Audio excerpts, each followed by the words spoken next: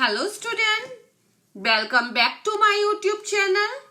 मैं डॉक्टर गरिमा आज आपके सामने लेके आई हूँ गृह विज्ञान टॉपिक में गृह विज्ञान विषय में एक इम्पॉर्टेंट टॉपिक जिसका नाम है संचार, जिसके 15 महत्वपूर्ण प्रश्न मैं आपको कराने जा रही हूँ। फर्स्ट क्वेश्चन है, संप्रेषण के इतिहास के प्राचीन काल को अलंकार शास्त्र पर किए गए कार्यों द्वारा उन्होंने चिन्हित किया है। किसने किया है? अरस्तु, डेरिडो, एनरिगर एंड श्राम। तो किसने किया है गाइस? अरस्तु ने किया है। ये क्वेश्चन यूजीसी नेट 2019 में पूछा गया था।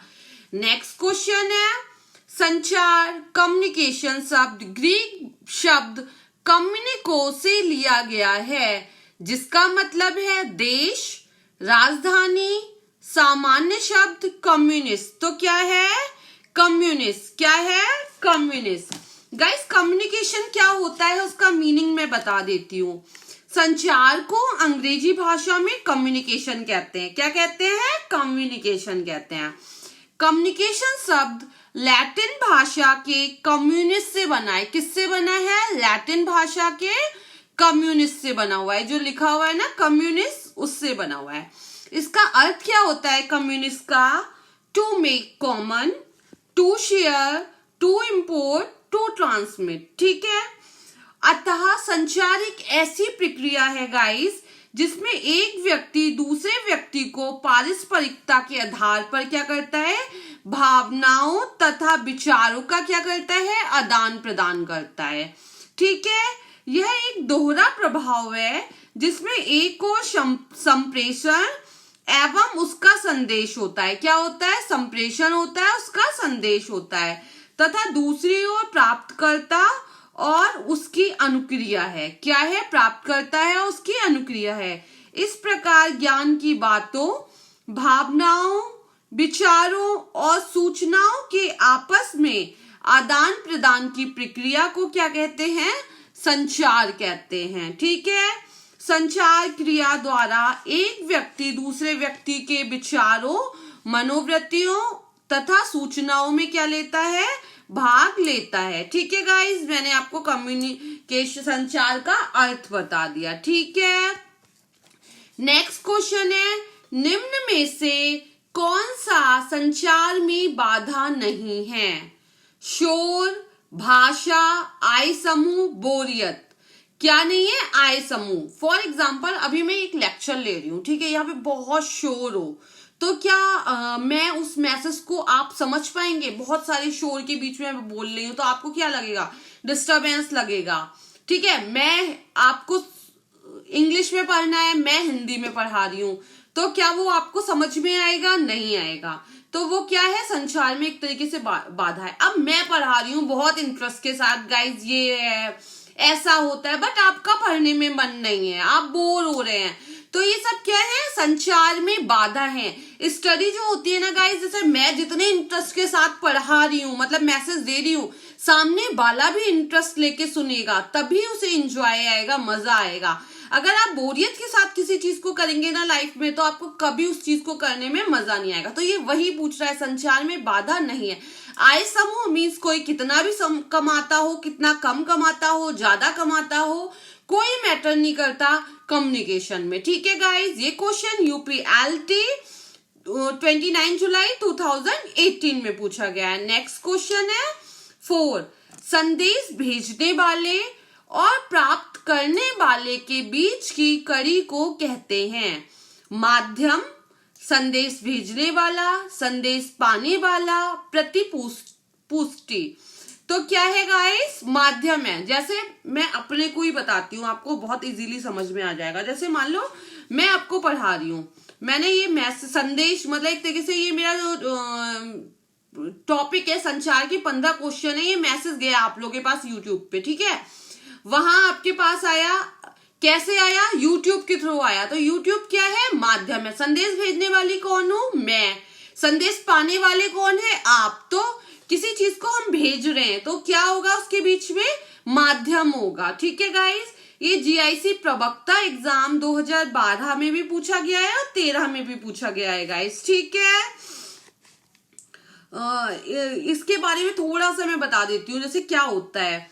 जैसे सूचना देने वाला सेंडर, ठीक है, और सूचना देने में पूर्ण विषय को अपने तरीके से परिवर्तित करता है जिसे एनकोडिंग कहते हैं। इसी प्रकार सूचना ग्रहण करने वाला सूचना ग्रहण करने से पूर्व तरीकों को सूचना को समझता है फिर ग्रहण करता है, इसे विसंकेतन कहते हैं, ठीक है। इस प्रकार सूचना या विचार उचित संचार के माध्यम द्वारा सूचना वाहक से श्रोता तक पहुंचता है, ठीक है गाइस। जैसे सूचना कोई दे रहा है, मान लो किसी ने एक पंपलेट लगाया, ठीक है, उसने एक मैसेज दिया, नहीं हम इसका एग्जांपल नहीं देंगे, हम कुछ वैसा एग्जांपल लेंगे लाइक एज रेडियो, इस तरीके का, या फिर किसी चीज का। जैसे रेडियो पे किसी ने बोला, उसने एक सूचना दी, ठीक है, फिर क्या हुआ, एनकोडिंग हुई, फिर आपने क्या किया, रिसीव किया, ठीक है, फिर आपने उसको अपने तरीके से समझा, वो डिकोड किया, ठीक है, और फिर आपके पास क्या हुआ, इंफॉर्मेशन गाइस पहुंच गई, ठीक है। नेक्स्ट क्वेश्चन है 5th, संचारक की मुख्य विशेषता है।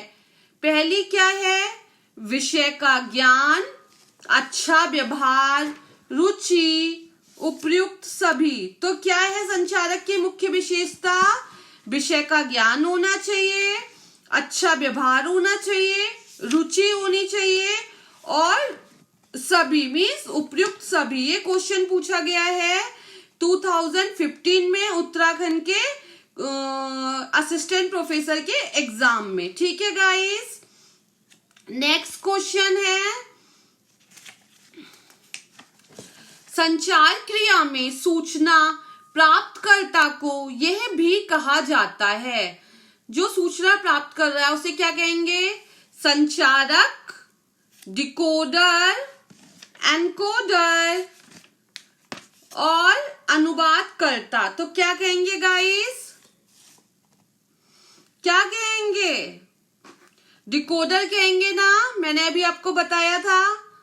एनकोडर कौन होता है, जिसने मैसेज भेजा, ठीक है, और वो क्या हुआ, ट्रांसफर हुआ, उसे कहते हैं एनकोडिंग, और जो मैसेज आप तक पहुंचा और आपने उसे डिकोड किया उसे कहते हैं डिकोडर, ठीक है गाइस।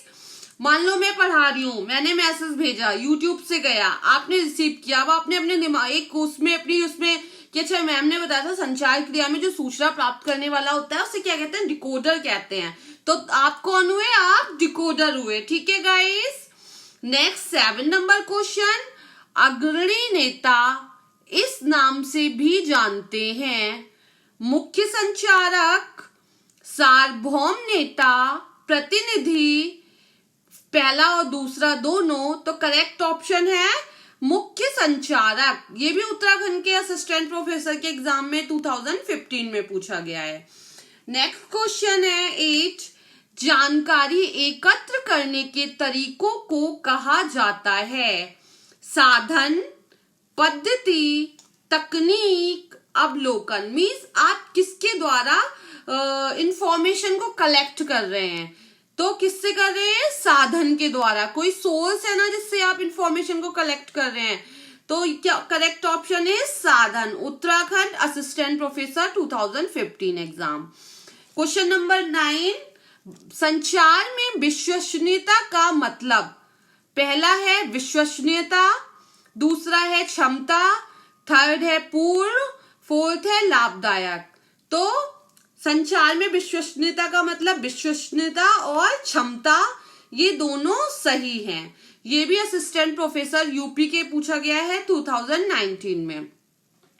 क्वेश्चन नंबर 10, निम्न में से कौन सा संप्रेषण का माध्यम है, कौन सा संप्रेषण का माध्यम है guys, radio, television, video tape, उपयुक्त सभी। तो क्या है, उपयुक्त सभी। ये टीजीटी राजस्थान में पूछा गया। रेडियो के द्वारा आपको कोई इंफॉर्मेशन मिलती है ना, संप्रेषण होता है, टेलीविजन के द्वारा भी होता है, वीडियो टेप के द्वारा भी होता है, तो ये सब करेक्ट ऑप्शन है।